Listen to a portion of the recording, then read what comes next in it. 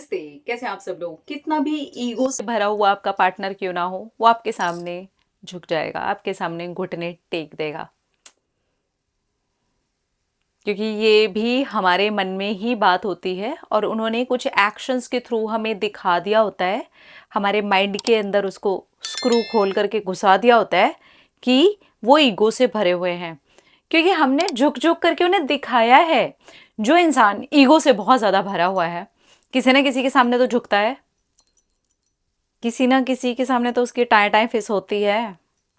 जो इंसान आज आपके सामने ईगो से भरा हुआ है, उसको आपने भी ईगो से भरने के बहुत सारे मौके दिए हैं, बहुत बार झुक झुक करके, ये दिखा दिखा करके कि आपकी खुद की क्या गत है। तो वो तो और ज़्यादा ईगो से चौड़ा होगा ना भाई। तो ये आपने खुद ने भी किया है, ठीक है। तो जिस भी इंसान को आप अपने सामने घुटने टेकने पर मजबूर करना चाहते हो ना, सबसे पहले उसके सामने ही झुकना बंद कर दो।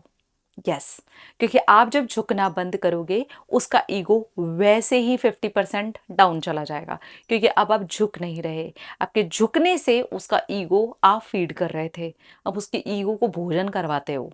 ठीक है। तो पहली चीज, झुकना बंद करो। दूसरी चीज, कुछ बाउंड्रीज को सेट करो। क्योंकि ये जो ईगो से भरे हुए लोग होते हैं, ये ईगो से एक्चुअली हमारे सामने ही भरे हुए होते हैं, सारी दुनिया के सामने भरे हुए नहीं होते हैं।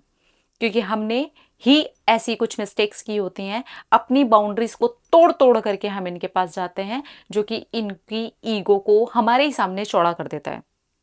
और फिर ये हमारे सामने चौड़े होते हैं क्योंकि ये हमारी कमजोरी पहचान जाते हैं कि हम अपनी ही बाउंड्रीज में रहने लायक नहीं है।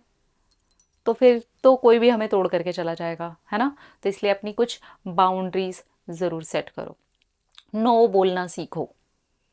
ईगो से भरे हुए इंसान जिसने आपके माइंड के अंदर ये डाल दिया है कि वो एक ईगो से भरा हुआ इंसान है, एक्चुअली वो ईगो से भरा हुआ इंसान नहीं है। आपको नो बोलना आता नहीं है, तो नो बोलना सीखो। जहां बहुत ज़रूरत लग रही है, आपको नो बोलना आना चाहिए। बहुत बार रिश्तों में हम नो बोलने से डरते रहते हैं कि अगर मैंने नो बोल दिया तो उसको बुरा लग जाएगा। उनको भी ये सोचना चाहिए कि अगर इस चीज़ को उसको बिना मन मारे यस करवा लिया तो उसे भी बुरा लग जाएगा।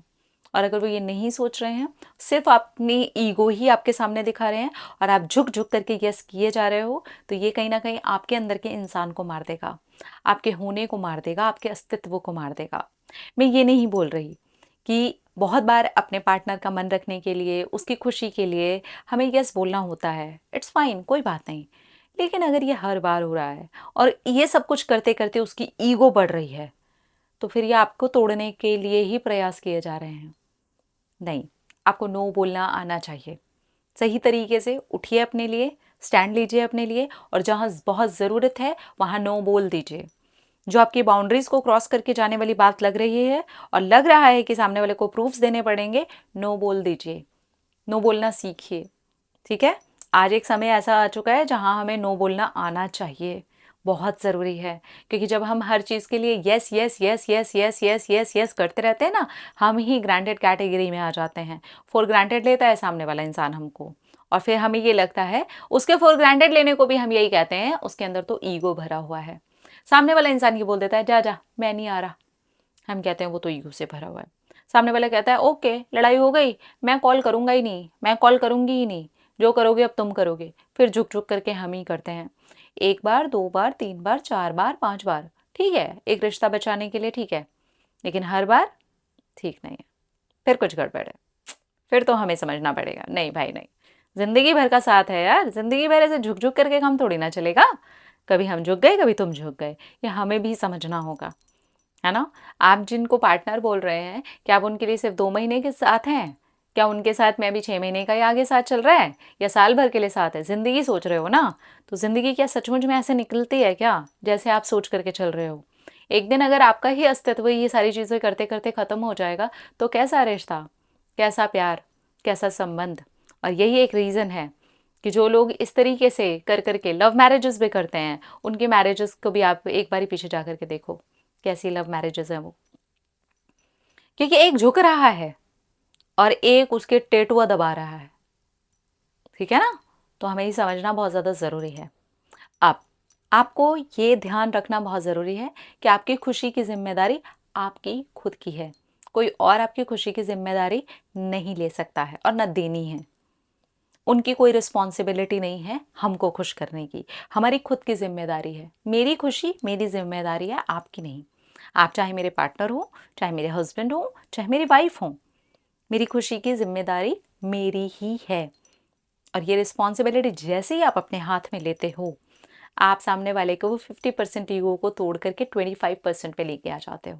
और जहाँ आप अपनी बाउंड्रीज सेट करते हो, आप नो बोलना सीखते हो, अपने लिए स्टैंड लेना सीखते हो, इतना भी समझते हो कि आपकी भी कोई कद्र होनी चाहिए, ये रिश्ता 6 महीने का नहीं है, आप जिंदगी देख रहे हो आगे, अपने अस्तित्व के बारे में सोचना शुरू करते हो और अपने लिए भी कुछ करते हो, तब वो इंसान का ईगो एक्चुअली आपके लिए टूट जाता है।